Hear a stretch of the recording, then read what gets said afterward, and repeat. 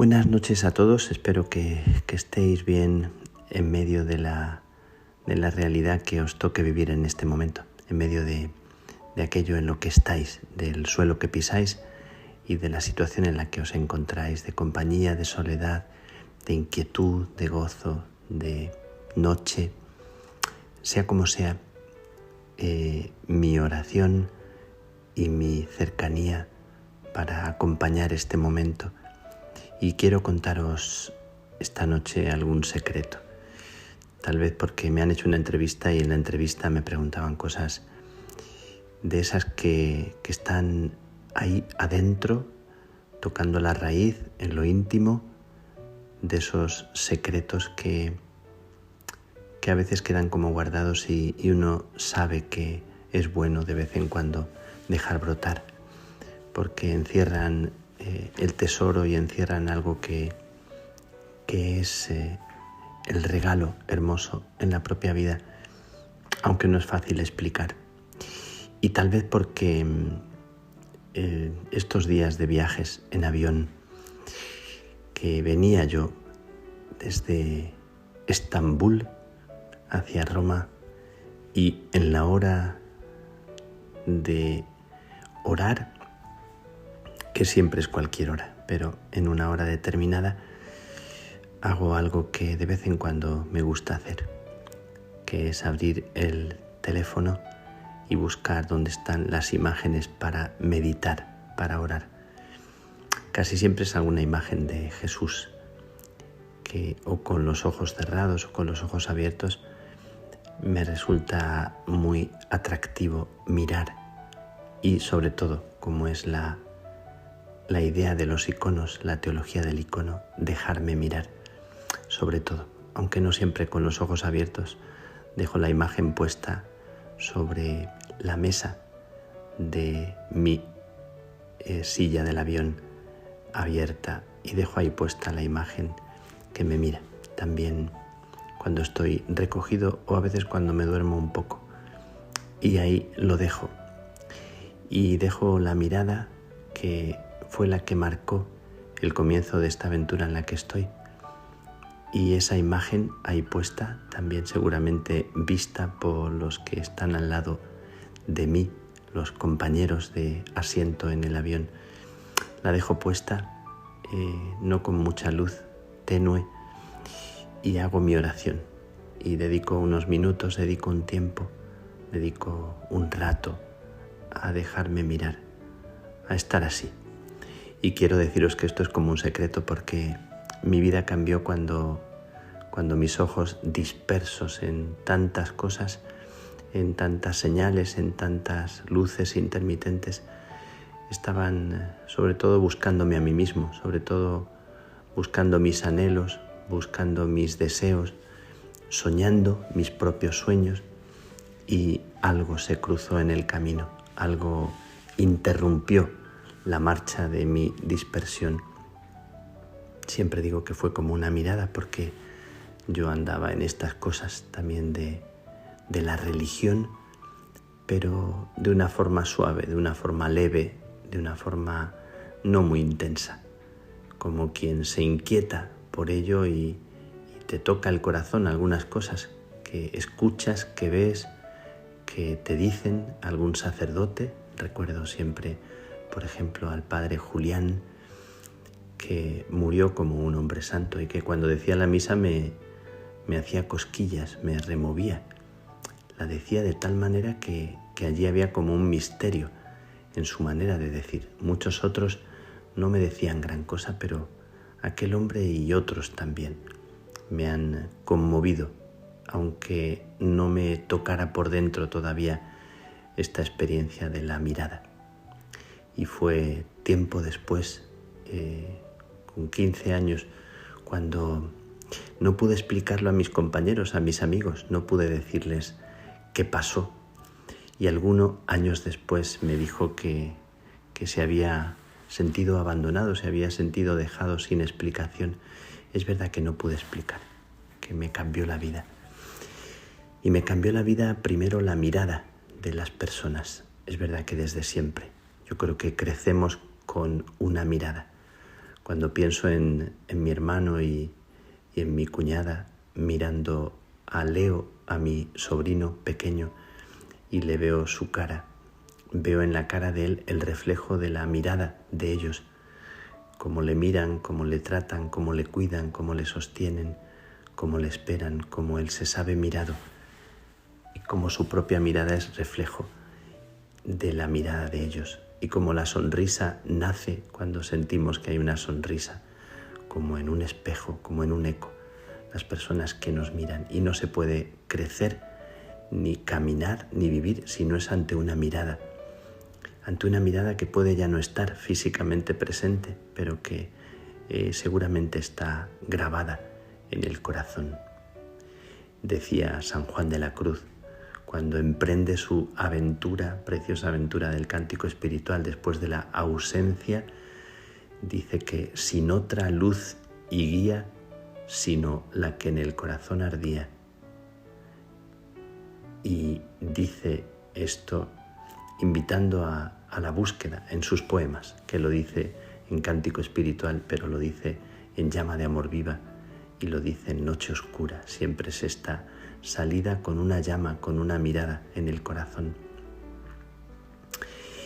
Y aquella mirada que en un momento determinado de mi propia vida se hizo patente, se hizo presente, y cuento ahora el secreto que alguna vez he contado, que tal vez nunca expresé, ni siquiera a mi familia o a mis amigos, o que no he sabido siempre explicar.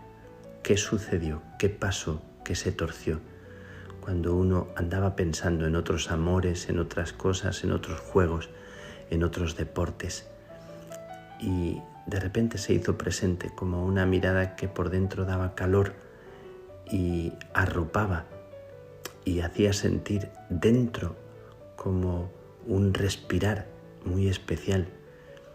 Y pedía la llave a las carmelitas descalzas de Plasencia para irme a la iglesia. Decían mis hermanos pequeños que siempre que llegaba a casa me iba a las monjas. Tenía prisa por ir a aquella iglesita. Es verdad que también estaba tan a gusto con ellos, jugando en aquellas épocas de los comienzos, de las mañanas frescas, que dice Juan de la Cruz, cuando se empieza a despertar algo. Y pedía la llave y me sentaba escondido delante del altar, mirando a la caja del sagrario, y me quedaba allí. ¿Qué había pasado para que yo encontrara tanta alegría en sentarme allí, sin más? Pues algo había pasado que no estaba en mis planes y que no era mi proyecto y no era mi deseo buscado, sino algo salió al encuentro, algo sucedió. Es verdad que tuvo que ver con el contagio, con la vida de las carmelitas y con la historia de la espiritualidad que ellas me contaron, una historia de amor, una historia de pasión, una historia de encuentro, una historia en la que se adivinó en mí algo que no había estado en mi historia pasada, y era la historia de una mirada. Cuando sentí que aquella mirada me hacía descansar. Hoy he compartido esto en una entrevista que sentía yo en aquellos ojos. En aquellos ojos sentía una mirada que me decía: no hace falta que te canses en compararte con los demás. Basta que seas tú. Basta que te sientas feliz de ser quien eres y desde ahí des lo mejor de ti mismo. Y sentía que la mirada era un te quiero, y sentía que aquella mirada era descanso para el alma, y pensé que aquello era respirar y volver a nacer y volver a comenzar. Y sentí por dentro como una alegría, como un cosquilleo, como un algo que se me hacía muy amable, hasta el punto de hacer algo tan absurdo, digo absurdo, a los ojos de los demás o a los oídos de los demás. Por eso no quería explicar, de sentarme delante de aquella piedra del altar, mirando al sagrario sin más, solamente estando allí, como la irradiación de una presencia invisible, misteriosa, que desde allí, desde lo oscuro de una cajita, te mirara. Claro que ahora cuando me monto en el avión y abro mi teléfono y saco la imagen de una mirada de Jesús, vuelvo a revivir aquella irradiación que no se ha apagado y que siento que no se apagará nunca. La sensación de una mirada que se ha ido tejiendo de miradas. Y siempre digo, y no repito, las miradas de las personas que me han querido, que me han amado, que han sido incondicionales, las miradas que, aunque se hayan ido, no estén físicamente presentes, están grabadas a fuego, como tatuadas en el corazón. ¿No es verdad? Hoy hablaba con un hermano que ha perdido a su madre y le compartía mi propia historia y él me agradecía tanto lo que yo le contaba, de cómo se rellena ese vacío con la mirada que no se va, que es perenne como de hoja perenne en el corazón. Y acogiendo esa mirada sentí yo que mi vida era otra, que había otra historia, que había tanto por descubrir. Y en aquellos ojos y en aquel pozo hondo en el que se asomó un rostro, y aquel rostro me salvó de mí mismo y me hizo ponerme en pie y me hizo sentir que ya no tenía que competir, que no tenía más que competir, que tenía que descubrir la alegría de ser yo mismo y no vivir ni en el orgullo ni tampoco en la comparación ni en sentirme inferior ni superior a nadie. Es verdad que aquella mirada me lo decía, aunque no lo he aprendido todavía del todo. Bueno, pues quiero contaros que mirando la imagen del Cristo en un viaje en un avión que va de Estambul a Roma, ¿cómo podría ir de Camerún a Estambul o de Argentina a Camerún o de Roma a Malta o de cualquier sitio a otro? Sacando mi teléfono o sacando una imagen, revivo la mirada. Y en esa mirada de Jesús, en esa mirada viva, que se me hace tan viva, tan de despertar mariposas por dentro, por así decir, se reúnen todas las miradas en las que yo he recibido un te quiero. Y me recuerda la oración de Jesús, cuando él sentía que se le decía, tú eres mi hijo amado, mi predilecto, en la oración, en la noche, en el monte, que es lo que le dice mi hermano a Leo. Tú eres una criatura hermosa, tú eres precioso a mis ojos, le dice mi hermano, le dice mi cuñada. Y Leo en su rostro, en su cara, refleja la alegría de eso que todavía seguramente no sabe reflexionar, pero se está convirtiendo en verdad y en vida. Bueno, pues recordando esta mirada que me cambió la vida y que es el secreto de mi propia vida hoy, en este momento, y os lo quiero compartir para que también os dejéis mirar o avivéis en el corazón las miradas de las personas que os hacen respirar, que os ponen en pie. Quiero recordaros un texto de una buena amiga mía, un texto que es el relato de Teresa de Jesús, de cómo Teresa habla de la mirada. Me parece precioso cuando Teresa descubre un Cristo muy llagado, un Cristo que está herido y que le conmueve hasta las entrañas. Y mirando a aquel Cristo, Teresa se queda totalmente herida. Quiero contároslo en una novela, la novela de una buena amiga mía, Irene, que es paisana y es una carmelita descalza y escribe tan bellamente. Y dice que Teresa, os cuento el relato y os dejo con el relato como un cuento que acaricie vuestros oídos y que os despierte la mirada. Y comenzó a llorar al ver aquel Cristo. Ella comenzó a llorar también, con grandísimo derramamiento de lágrimas, sin querer moverse de allí, del lado de aquella imagen que le habían traído. El llanto, como es agua, tiene también la propiedad de limpiar los hierros y de aclarar las confusiones que por dentro se nos hacen como enredos de una madeja, y en medio de él a veces hay alguien que se nos presenta y pronuncia nuestro nombre y es consuelo y apoyo en el dolor. O también puede acaecer como a la mujer del desierto, que de pronto se dio cuenta de que cabe ella había un pozo. ¿Hasta cuándo? ¿Hasta cuándo? Mañana, mañana. ¿Por qué no agora?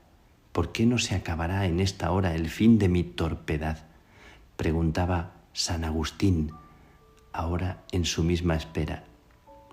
Pensó entonces que no era nada el levantarse y acercarse y mirar adentro, apoyada en el brocal, para ver si era engaño o si en verdad había agua que le devolviera la vida.